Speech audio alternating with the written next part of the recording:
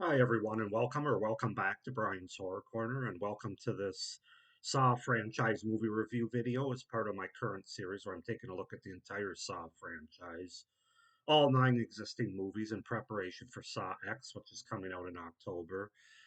So I got the first two reviews up on my channel for the first two movies. Today we're going to take a look at the second sequel, the third movie in the franchise, and that's Saw 3 from 2006, which again is part of, as they all will be, part of this 8-pack DVD Blu-ray collection that I have here. So yeah, so Saw 3. So this is a movie that I remember bits and pieces of it, but this is really the first time for this review that I watched it all the way through. The first two Saw movies were really the only two that I'd ever seen prior to this series all the way through. So Saw 3, as the rest of the movies, will definitely be first time watches for me. This pretty much was too, despite remembering some certain scenes or moments from this movie. But yeah, let's just go ahead and get into it. So Saw 3 is a 2006 horror film directed by Darren Lynn Bousman or Bozeman. He's the same director from Saw 2. From a screenplay by Lee Winnell and a story by Lee Winnell and James Wan. It's the third installment in the Saw film series and a sequel to the 2005 Saw 2. In the film, Jigsaw Killer John Kramer, who is known for forcing his victims to participate in deadly games in order to test their will to live, puts a man named Jeff through a series of tests of his ability to forgive after Jeff's son was killed by a drunk driver. Meanwhile, John's apprentice Amanda has kidnapped the doctor named Lynn and tasked her with keeping John, who is bedridden with terminal cancer, alive long enough for Jeff to complete his game. So basically, the movie opens after being imprisoned in the bathroom in the previous film. Detective Eric Matthews breaks his foot with a toilet lid to escape. 6 months later, the scene of a jigsaw game is discovered by Officer Rigg's SWAT team. The victim, Troy, had to rip chains from his body to escape a bomb. Detective Carey points out that the room's exit was welded shut, breaking Jigsaw's modus operandi of allowing his victims an opportunity to survive. Carrie is abducted and awakens in a harness hooked into her ribs. She retrieves the key from a beaker of acid as instructed, but the lock does not open, and the trap inevitably kills her. Dr. Len Denlin is abducted from the hospital she works at and brought to a now bedridden John Kramer. His apprentice Amanda locks a collar armed with 5 shotgun shells around Lynn's neck that is connected to John's heart rate monitor and will detonate if she moves out of range or John dies. Lynn is instructed by Amanda to keep him alive until another test subject has completed his game. The victim, Jeff, a grief stricken father who was consumed with vengeance after the death of his son Dylan in a drunk driving crash, must undergo a series of tests at an abandoned meatpacking plant to confront those in the case. So yeah, that's the setup and the premise for Saw 3 from 2006. As far as the cast goes, Tobin Bell is Jigsaw slash John Kramer. Shawnee Smith is Amanda Young. Angus McFadden is Jeff. Bahar Sumek is Lynn. Dina Meyer is Carrie. And I didn't write it down, but what's his name? Donnie Wahlberg as Detective Eric Matthews. So yeah, that's the setup, the premise, and the cast for Saw 3 from 2006. This is another really solid Saw movie, in my opinion. It's got a few problems. I don't think it's quite on the same level that the first two are, at least not for me. But I still really did enjoy it for the most part, and I still think the franchise is 3 for 3 for the most part at this point. So let's just go ahead and get into it. I have my pros, my cons, and I even have a mixed aspect in this review. So yeah, let's just go ahead and get into it with the things that I liked about Saw 3. So like the first two movies, I thought this one had another pretty interesting premise with this dad having lost his son in a car accident and his vengeance and grief dealing with that, and sort of how Jigsaw has it play out through this series, through this test, basically this game, if you will. I think it's really interesting and it works pretty effectively for the most part. It definitely touches on some themes of human grief and vengeance and eye for an eye and those type of things. And yeah, I just thought it was a really interesting premise for the third movie here. And as I said, it really worked for me for the most part. Tobin Bell and Shawnee Smith are really the stars of this movie, even more so than the second movie, which I thought they were both good at. But I really enjoy them here as Jigsaw and Amanda. I was the most engaged in their characters and their interactions in this movie. The dynamic that they have, sort of being apprentice apprentice, if you will. Um, and also how their overall ideologies sort of clash more in this movie and how it plays into the overall story of this movie. I thought that was all interwoven very interestingly and very well for the most part. But yeah, those two are, like I said, they're the stars of this movie. They really stood out from everybody else, in my opinion. This movie definitely ratchets up the blood and the gore, even more so than the last movie. I thought Saw 2 ratcheted up more from the original Saw movie, which really isn't that bloody or gory despite its reputation. I think the idea was there more with James Wan directing. Saw 2 is definitely more bloody and gory. This movie's even more so. This is definitely the bloody and goriest one so far. Um, and a lot of it's related to the traps, of course, which I'll get into here. But there's even a scene where this character Lynn, this doctor, has to perform a surgery on the back of John Kramer's head, and they don't cut away anything there. They basically it looks very real, and that was the most cringe part of the movie for me, having to watch her open up the back of his head literally and relieve pressure, this pressure that was on his brain. That was quite the scene there. That really stood out to me. Very gory for me, even more so than what we got with the traps, which was gory as well. But I thought the surgery really stood out to me. It kind of left me cringe a little bit watching that. So um, this movie definitely has some of my favorite traps yet, including the rack, of course, which everybody talks about. If there's a better trap in this franchise, I can't wait to see it because this trap is just the ultimate bad trap for the person that's in it, but it's to watch it's very interesting and very gory. Is basically it's this trap that's a person's limbs are like attached to all these apparatuses of this trap, and it starts to twist. So like the feet or the legs, the arms, and even the head eventually. It basically twists them to break them and tears them off, and it's just the creativity and the uniqueness of this trap is second to none, at least so far from what I've seen. Again, I haven't, obviously, I got six more movies to go. So maybe something will come along that's better, but man, it's going to be tough. But not just that trap, but I thought, the ones early on in the movie with the all the chains that are hooked into the guy, and he's got to rip them out of his flesh, basically. Dina Meyer's character of Carrie, who's got these hooks into her breastplate that actually they actually show it being torn off, and you actually see like her insides.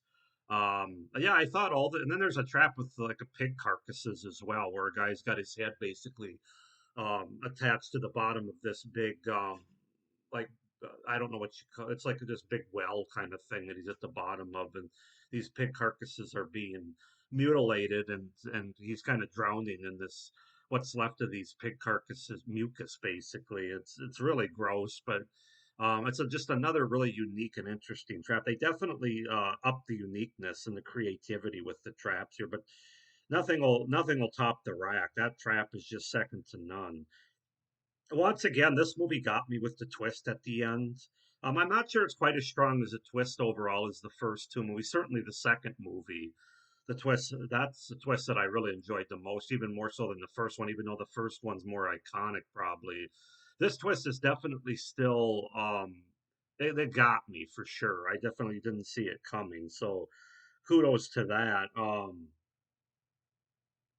The whole end with the character that there's one character that was really being tested who thought it was another character being tested, and who was really playing the game, and several characters' fates that were all tied to it, all interwoven to that character's test. And I just thought it was very interesting, very unique and engaging yet again.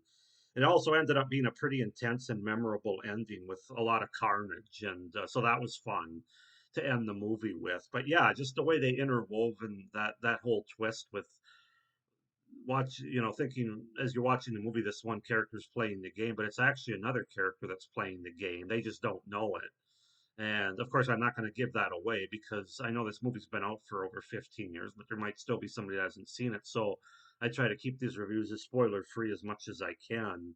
But I just, yeah, I really enjoyed the twist. I thought it was a little bit more convoluted, a little bit more drawn out than the twists in part one and two, but it still works for the most part. It definitely works more than it doesn't. Um, I did like the tie back, some of them to the first couple of films, especially there's one that I like. This is where we're going to get into the mixed aspect here. But I liked how it explained in the first movie where Adam's character, played by Lee Winnell, he wakes up in that bathtub, and as soon as he wakes up, the key goes down the drain, basically. So he can't win, in essence. And we find out why that is now, that Amanda was the one that made the key in the bathtub go down the drain. She set it up that way for Lee Winnell's character, so it's an unwinnable trap. And it kind of explains a plot hole that they had in the first movie, like because it does go against Jigsaw's sort of modus operandi, where he basically always allows his victim to have a chance of escape if they're willing to do these things.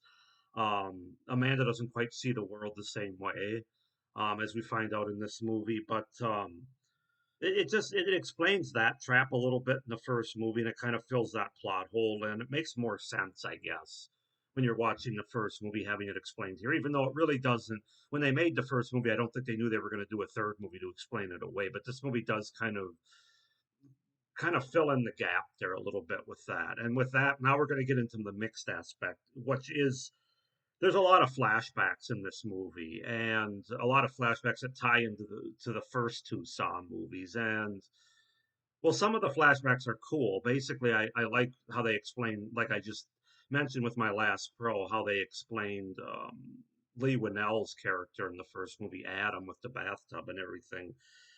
The flashbacks do take some of the mystery of what away, which I'm not really sure I do like. That's why I have it in the mixed aspect. I'm gonna have to let this franchise play out before I really decide whether it's a pro or a con. But um, it does take away some of the mystery, which I don't think they necessarily needed to take away. I think part of what made the first movie especially so effective wasn't just the traps and the gore, which the movies as they go on ends up becoming more about. I know. But there was really a mystery aspect to that first movie that really worked for me, and that's why it's so iconic. And with the flashbacks in this movie, they take some of that away with trying to answer questions that nobody's really asking for in a lot of ways, other than the one that I mentioned about the bathtub. That I think a lot of people like myself were kind of like, well, wait a minute, that doesn't. How can Jigsaw not be a murderer? He's been claiming he's not a murderer, but yet that was an unwinnable trap. Well, now we know, and it makes sense. So that's sort of my mixed aspect of this movie. Now getting into the cons for this movie, and a couple bigger ones. I don't think this movie's as paced as well as the first two movies. It's not as strong in terms of the pacing as the others. The movie opens up kind of tying up the end of the second movie. Um, I'm not going to say they just kill off the characters at the end of that movie, but they kind of just throw them aside. So they sort of have to explain away the end of the second movie by just kind of putting those characters aside. In terms of Dina Meyer and Eric Matthews' character to kind of tell their own story in part three and Saw three here. And then it stomps on the brakes basically with this new character storyline that we get. And I just don't think it flows overall as well as the second movie for sure, and even the first movie. And that being said as well, I thought with the pacing they could have shortened this movie up about 15 minutes. Saw 2 runs about 93 minutes. This is more than the original Saw at 108 minutes. I thought they could have cut off at least 5 or 10 minutes, trimmed it down a little bit, and that would have been just fine. The third act, the ending twist, does kind of it is kind of drawn out a little bit more than I think it needed to be. Of course, they have a lot to explain there because you got a few different twists happening, but I don't know. Overall, I just felt like the movie, I could tell it was longer when I was watching it, and I thought they could have trimmed the fat there by 10 or 15 minutes. Also, another con, the two new main characters of Jeff and Lynn really don't do much for me. They're really not that likable or engaging. As I said, I was more engaged with John Kramer, Jigsaw, and Amanda's characters. These two characters, they had interesting things to do in terms of the storyline and the premise of Saw 3. From a characterization standpoint, they weren't, like I said, I just wasn't that engaged with them. I didn't find them that likable. They were just kind of there for the premise to me, as opposed to being like a unique or interesting character. So that's another one. And then my final con for this movie is the plausibility of Jigsaw's planning and setups for these traps are a little harder to believe now. They're kind of straining credulity a little bit, where they really didn't in the first movie. But this is the first movie where I really thought, no, wait a minute. And a prime example of that is the shotgun blast trap that happens, where basically it was meant for Jeff to blow himself away by getting this key, and it ends up killing another character. But I don't understand how Jigsaw's plan was going to play out. If it would have killed Jeff like it was meant to, I mean, that would have been the end of the game right there. So it's just starting to say, well, wait a minute. Now I really have to question bullshit on that a little bit. And that wasn't really the case in the first two movies. So anyway, yeah, those are my cons, my pros, my cons, and my mixed for Saw 3 from 2006. Overall, guys, this is still a really solid Saw movie that I was engaged in.